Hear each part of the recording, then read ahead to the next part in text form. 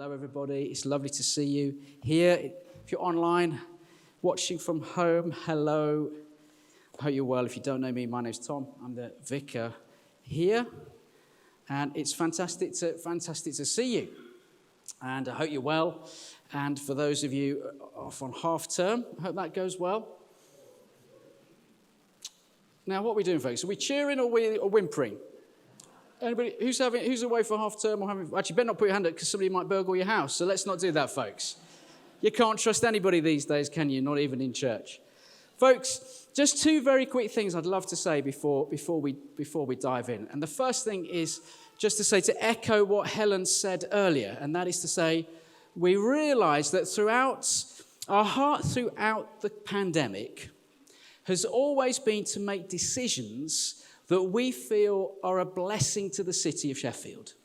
So we've tried to avoid the argument between the left and the right, the pro-mask, the anti-mask, or the anti-vaccine, the pro-vaccine. Okay, we've just tried to avoid some of that, especially if you're on social media and you see some of it. If you don't, it's on there. Honestly, it really is.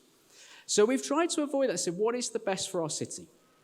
And so we've had, probably of all the churches in Sheffield, pretty strict. We've been pretty strict on the whole mask thing. But we made a decision a couple of weeks ago that we felt it was right to bring children back into the gathering. We realised that for some people is going to feel like a challenge. But we have to always balance, as best we can, the needs of a wide-ranging group of people. And as Helen said, it's 23 months since the children have been with it. Pre-pandemic, week in, week out, they were here running around, waving flags, doing whatever it is that they were doing. And we felt, for the sake of the discipleship of our children, we thought we should bring them in. And as Helen has said beautifully, I can't really add to that, there is something prophetic and profound when we're dwelling in unity, young and old, worshipping the risen Jesus.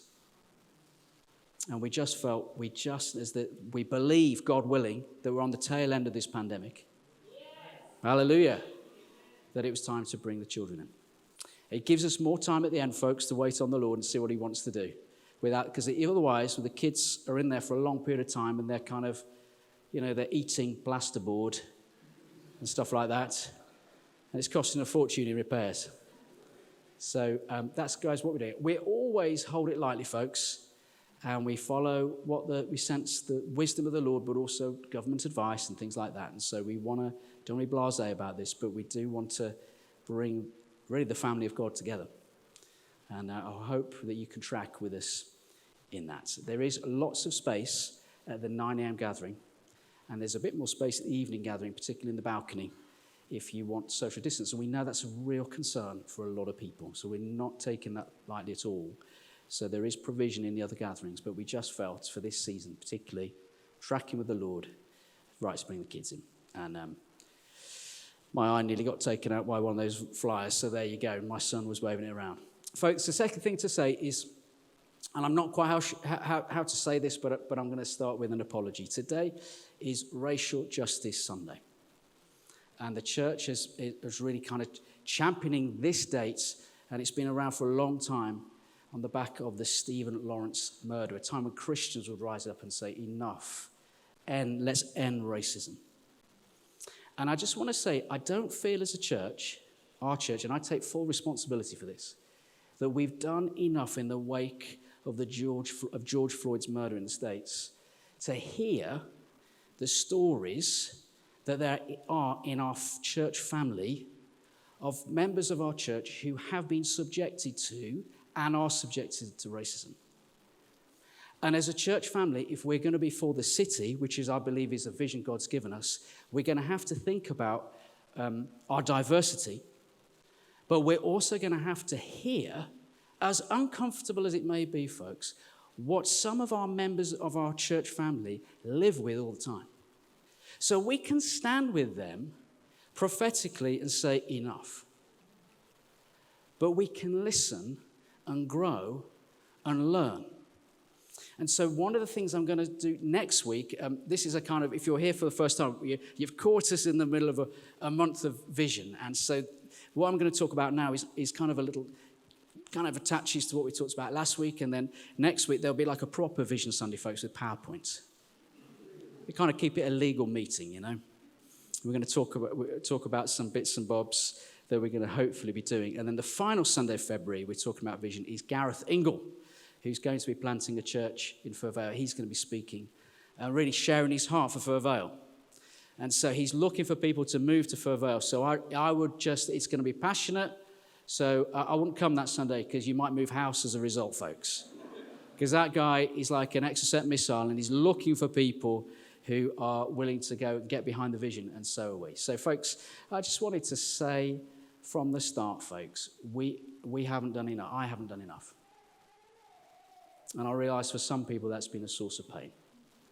But, folks, I hope that you can forgive me, and we're going to move forward so that we can hear some of the stories. So, folks, that's where we're going with vision. And just a very brief recap. If you're wondering what have I walked into, are they always this intense? Yes, folks, we are. And you're very welcome to join us.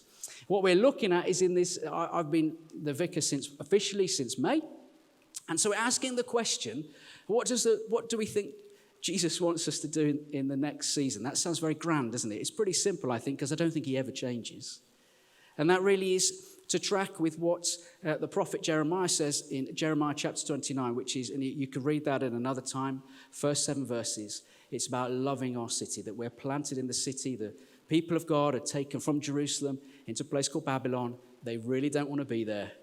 It's awful for them. And it is nothing like Jerusalem. And they want to get back. And Jeremiah says, no, you're going to be there for 70 years. I imagine it was incredibly encouraging, folks.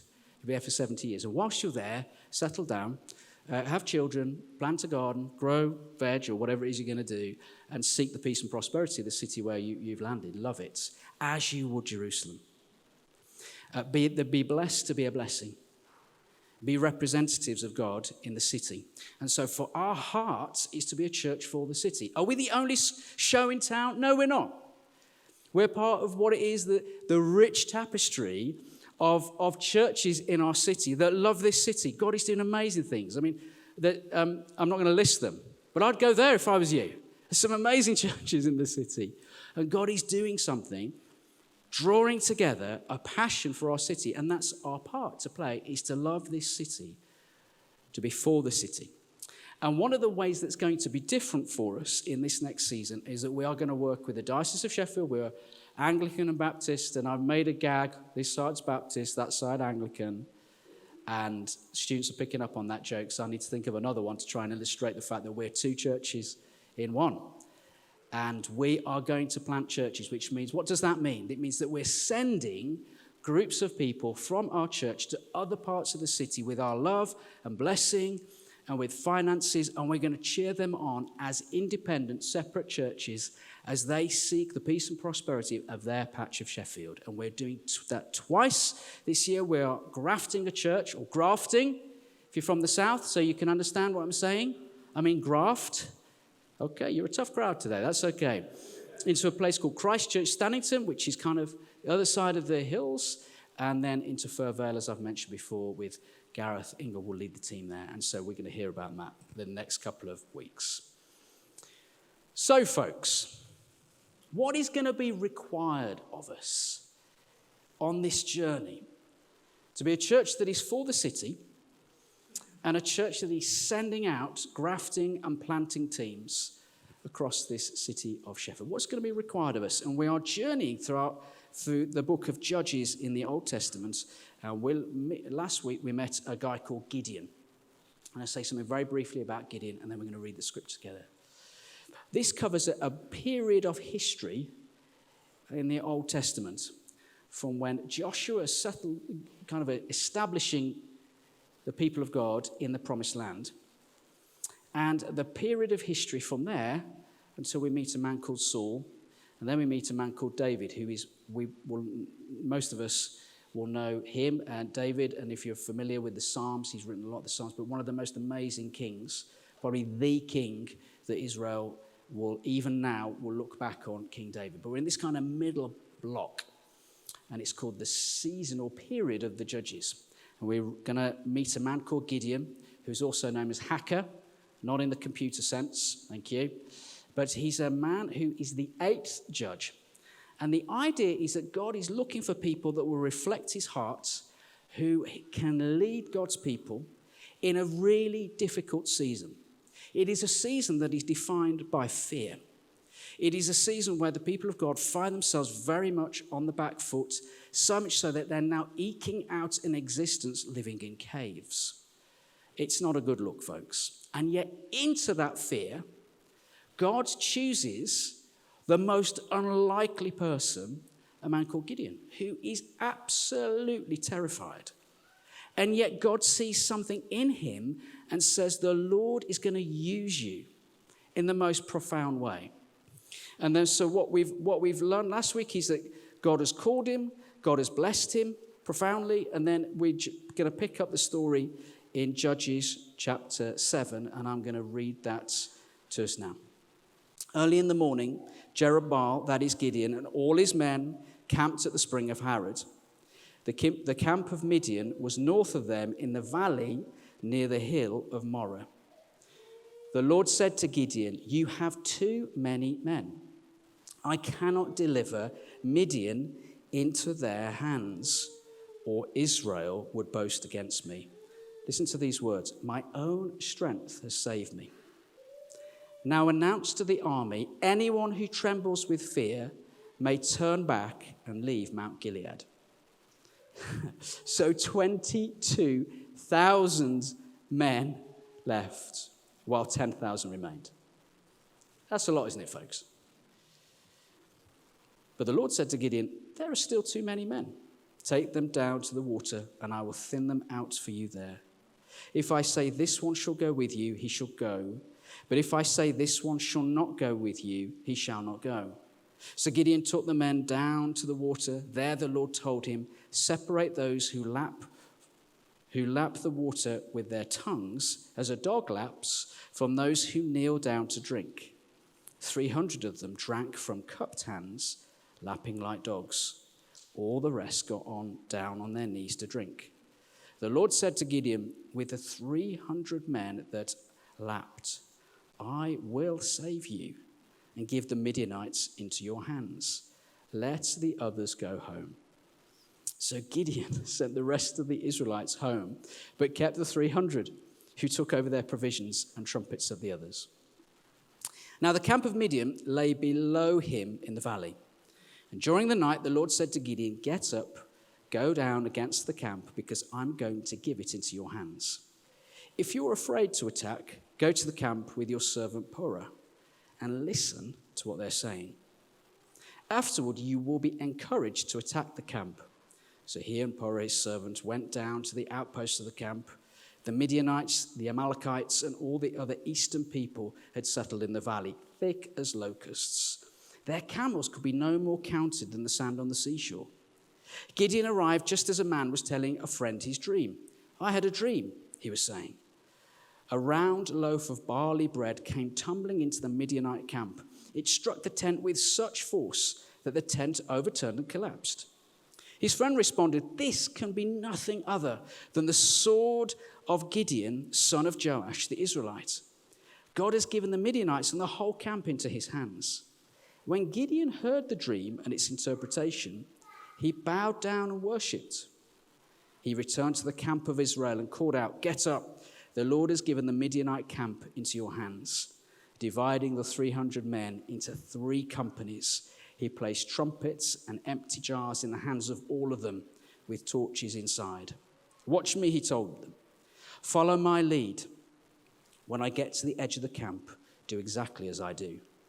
When I and all who are with me blow our trumpets, then all around the camp blow yours and shout for the Lord and for Gideon. Gideon and the 300 men with him reached the edge of the camp at the beginning of the middle watch, just after they changed the guard. They blew their trumpets and broke the jars that were in their hands. The 3 companies blew the trumpets, smashed the jars, grasping the torches in their left hands and holding in their right hands the trumpets they were to blow. They shouted, a sword for the Lord and for Gideon. while each man held his position around the camp. All the Midianites ran, crying out as they fled. When the 300 trumpets sounded, the Lord caused the men throughout the camp to turn on each other with their swords. The army fled Bethshitta towards Zerah as far as the border of Aiblah near Tabbath. Israelites from Naphtali, Asher, and all Manasseh were called out, and they pursued the Midianites. I'm just going to read a little bit more. Gideon sent messengers throughout the hill country of Ephraim, saying, "Come down against the Midianites and seize the waters of the Jordan ahead of them as far as Beth Barah." There you go, folks. So it's a long reading, a really, really, really long reading. Before that long reading, there's a moment where Gideon, who has been called by the Lord, and when the Lord's called him and said, "The Lord is with you, mighty warrior," who's absolutely terrified that God has told him to do specific things, he's gone into his hometown and taken down a huge statue to the god of the time called Baal. And it has gone down like an absolute lead balloon with the locals. And as God begins to call him again, Gideon has something called a fleece, and he lays the fleece out before the Lord, and he's kind of doing a deal with the Lord. Even though God has said, "I will be with you, is it not me that's sending you?" And if you're familiar with stories throughout the Old Testament, when God calls a specific person, he'll often say, "Is it not me? I am with you. I am sending you. I am present in your life. If I'm calling you and I'm with you, then you will be okay." And so what happens with Gideon, we know that he's a man who is crippled with fear. And so there is this back and forth with the Lord where Gideon lays a fleece. And sometimes if you ever talk about discerning calling, sometimes people say, "Oh, just lay a fleece." And what happens is they lays out a fleece, there's dew and the fleece is dry, and then Gideon goes back again to God and says, "Oh, can we just do it again so I'm sure?" And in it, God is super gracious. God is really kind. And yet, what it reveals to us is that Gideon is struggling to embrace faith. Because to lay a fleece like that is actually something that Israelites would not do. It's something that people who worship Baal do. But it shows, one, that God uses fearful people. Hallelujah, because I find that very, very reassuring, folks. I find it very reassuring that God uses weak people, because I too am weak. And I find it really reassuring that you see Gideon, even though God moves powerfully in his life, when God asks him to do something again, it's like he has a serious case of amnesia and goes through the whole thing again. Because I find, folks, that's exactly what I do. I know you were really gracious and you were really faithful last time, Lord, but are you really going to do it this time? And that's what happens in Gideon's life. But yet we see something of the heart and the kindness of God in the whole thing.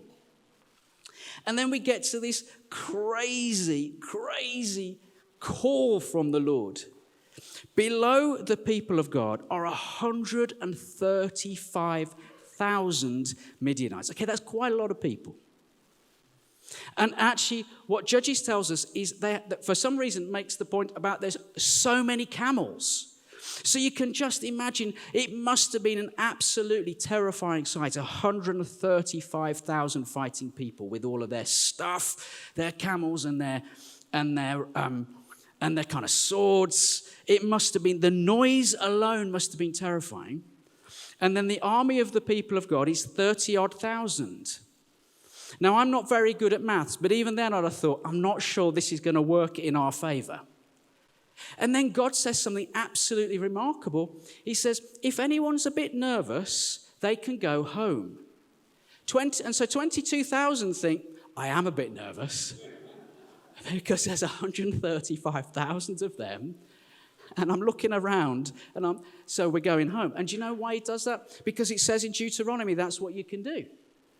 So he's following the biblical command. And the theory is this, is that fear spreads. I think that's true, folks.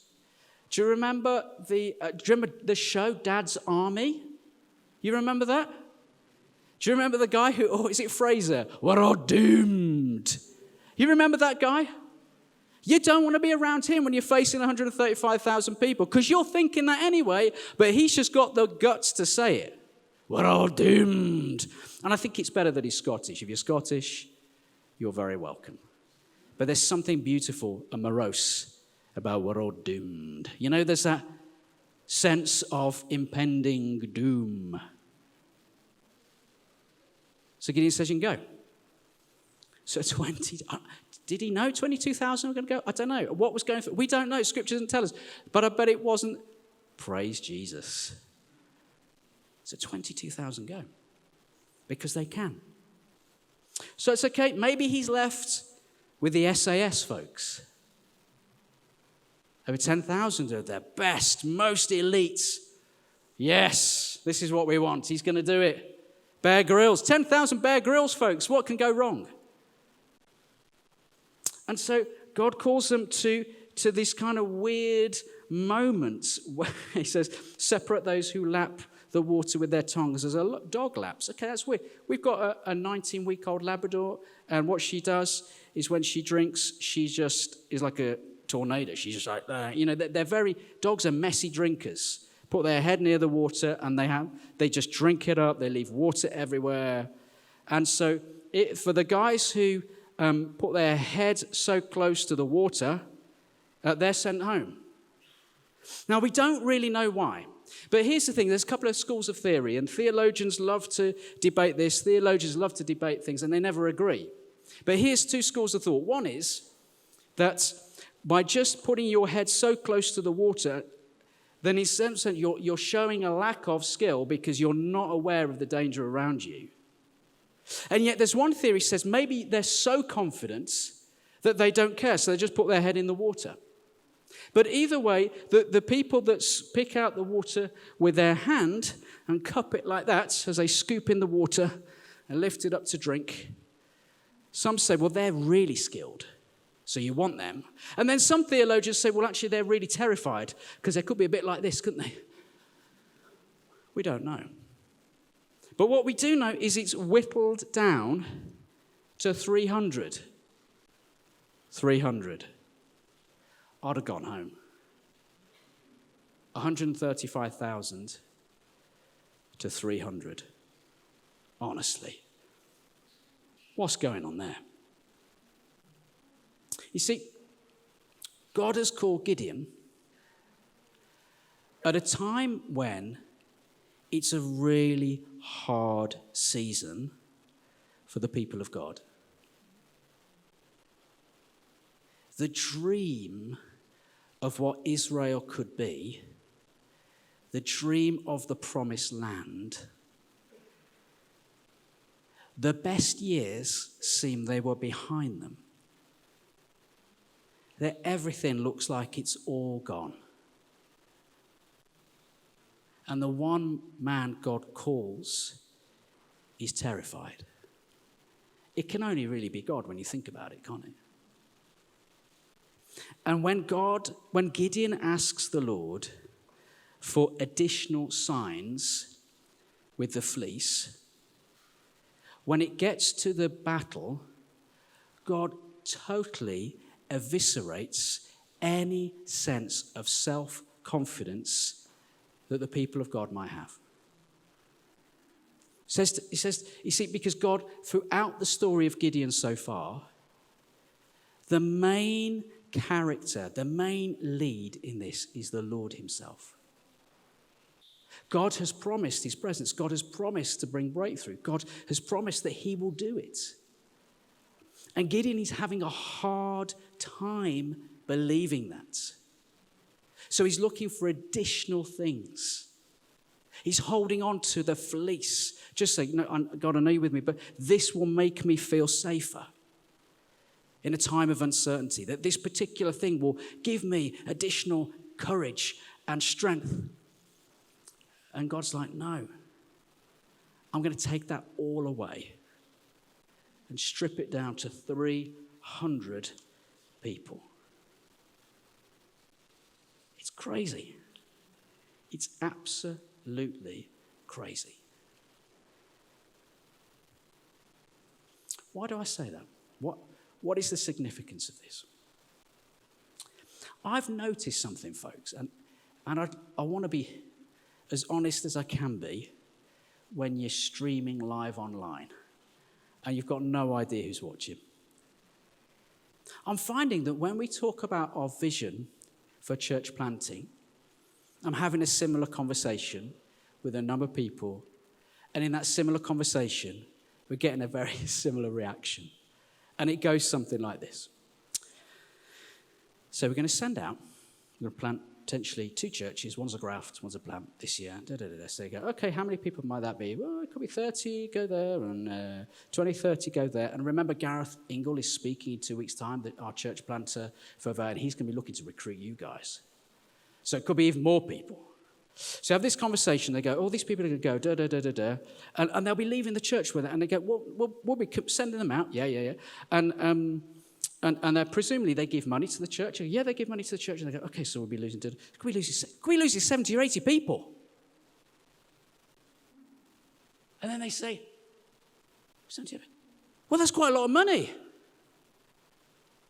How are we going to? What's going to happen to our church? Because it will get less. And we're a big church, and we're well known, and it's St. Thomas Crooks. Well, we're always a big church, and we've got a history. Well, it might get less. Well, how's that going to work? Well, do you think we should wait for post-pandemic and a better time when that conversation is? And sometimes I have that conversation with myself. Lord, are we going to kill this? And it struck me, because I'm a slow learner. We're not doing this from a place of strength. God's called us, I think, to do this from a place of dependency. And in the same way that God strips back Gideon's army, and I can't imagine how painful that is and how vulnerable and exposed they must have felt. There's a sense in which God is saying, and in fact it says that all Israel would cry out that the Lord did it. And I think that part of the planting call that there is on the life of our church is to be met with us in a sense of, God, this is all yours anyway. And God, if you're, let us be open-handed. Let us hold what it is that you've given us lightly. And when God calls people into the next place and the next part of our city, we go hallelujah. And we bless and we encourage and we release. And we don't hold tight for a better day. Or we don't hold tight for a day that we will be in a better place, because this is the day. And I wanted to raise that because it's a conversation that comes back and back again. And I look in the whites of their eyes and they say, are we mad? And I'll go, yeah. But it's in the book. And if he calls us, it's going to be one heck of a ride. But if he calls us, he'll always meet us. And if he calls us and he meets us, he'll promise his presence. And where he promises his presence, he'll promise his provision. And you know, guys, what strikes me about this is that even when God tells Gideon to do that, God makes an allowance for Gideon's fear. He is so kind. And he says, if you want, you can go down and listen to the camp. And you'll hear that what I'm saying is true. And so Gideon goes down with Purah and they listen at the camp. And somebody shares a weird dream. And in their weird dream, they say, a loaf of bread rolls down a hill and knocks down a tent. And it's the confirmation that Gideon needs. Now, you could argue, wag your finger and say, well, has the Lord not spoken? Of course he has. Has Gideon not heard? Yeah, kind of, but he's dealing with his fear issues, folks. So when he has confirmation from the enemy himself, he says, God will do it. They don't have to use their swords. They just blow trumpets and break jars. Da-da-da-da. And their heart cry is for the Lord and for Gideon. And you know what? God does it. Isn't that amazing? Isn't that beautiful? Such is the kindness of the Lord. So folks, in this season, we're not going to be planting from strength. Do you know, during COVID, I think we've lost about 200-300 people from our church. Now, I'll be honest, I feel nervous saying that when we're online. Because there's part of me, my insecurity, wants everybody to know this is a big church. I mean, where's that from, folks? It's not from the heart of the Lord, is it? It's fear. But also, one of our values has to be truth. And as we've journeyed through COVID, we have people for all variety of reasons. Either they've moved to their home churches near where they live, or for whatever reasons they haven't stayed on the journey. And some of that is really, really sad. But for some of it's really good because people want to go to other places and we want to bless that. So our church is a little thinner, folks. And lots of new people have joined, but we know if we're like a pair of jeans, there's plenty of room for growth. So it could be tempting to not say that, and it could be tempting to say, well, let's hold back till we're stronger. But there's something around 300 in the core of our church now, and it feels that God did something remarkable with 300 people in the book of Judges. And so it feels somehow prophetically we should go back to the fact that we're called to give back to God what is God's and trust him in this season. And you know, folks, and the feedback from last week has been really positive and encouraging as we talk about planting. But that will feel, folks, it will feel vulnerable at times. Because what will happen is we will say goodbye to people that we love. But do you know what? We can absolutely guarantee that the Lord Jesus Christ will meet us in that place of vulnerability. Oh, surely one of our values is if we're going to walk as a church to be a people of faith, a people who are hungry to see the Lord move in our city, is we might need to get used to living with a sense of vulnerability. Because our Lord Jesus Christ himself stepped into the world as a baby, the definition of vulnerability. What we see in the cross of Jesus as he dies naked, the most vile form of persecution really known to humanity, is a form of vulnerability. And yet God meets that vulnerability profoundly, powerfully with the resurrection of Jesus. Which means we hold the tension of the vulnerability. And in that vulnerability saying, Jesus, this sucks. It's really painful right now. But we know, Jesus, that you are going to be powerfully present as we're on our knees calling out to you for our sake of our city. So we can be a church for the city. In Gideon's life, there are two halves to his life. And next week we come to, because we don't just want to stick with the good stories, because that is a bit of a blind spot for often churches like ours, that we pick out the Old Testament characters and they lived happily ever after, like it's Disney. Well, it goes bad for Gideon, folks. But in his good days, the days are when he lives with fear and vulnerability. That's when he's worshiping. That's when he's praying. That's when he's dependency. That's when he's embracing the vulnerability. So folks, in this next season, we're not stepping into it from a place of strength on the basis of our history, on the basis of our reputation. We step forward, folks, on the basis that we are dependent on him. And as we grow in that dependence, he will come in power and do immeasurably more than we can ask or imagine. A couple of years ago, I was at Cambridge Station. We were living there at the time, Chris and I. We were missionaries to the south. And I had a little card in my wallet. And I felt the Lord say, throw it in the bin. It wasn't a bank card, folks. But it said, Oxford University alumni. Now, the backstory is this way. I just want super brief, is that if you know anything of my story, you'll know that my educational history is comical at best, shall we say.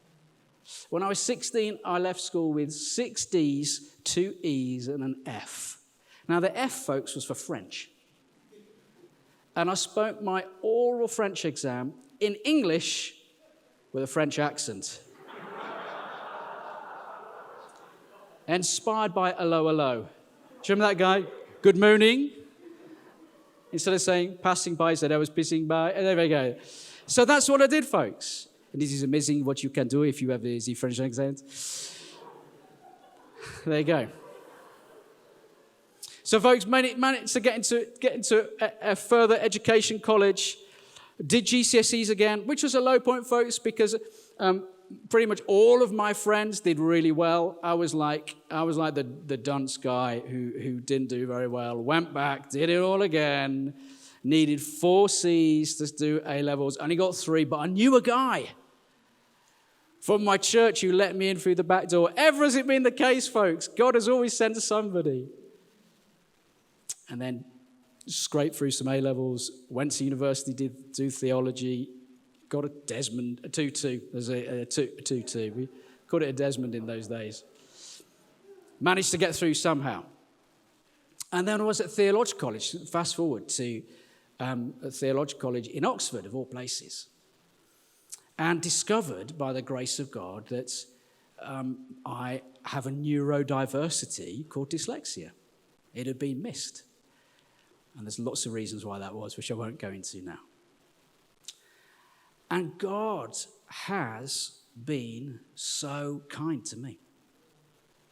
My mother, when I was about 3 or 4 years old, had a prophetic picture, that sense of, she was just praying, and like she does now, and she said she saw me in a dog collar. That bit hasn't quite happened, but she knew that she had a sense that I was called to do what I'm doing. She didn't share it till much later, because that would have been a bit weird.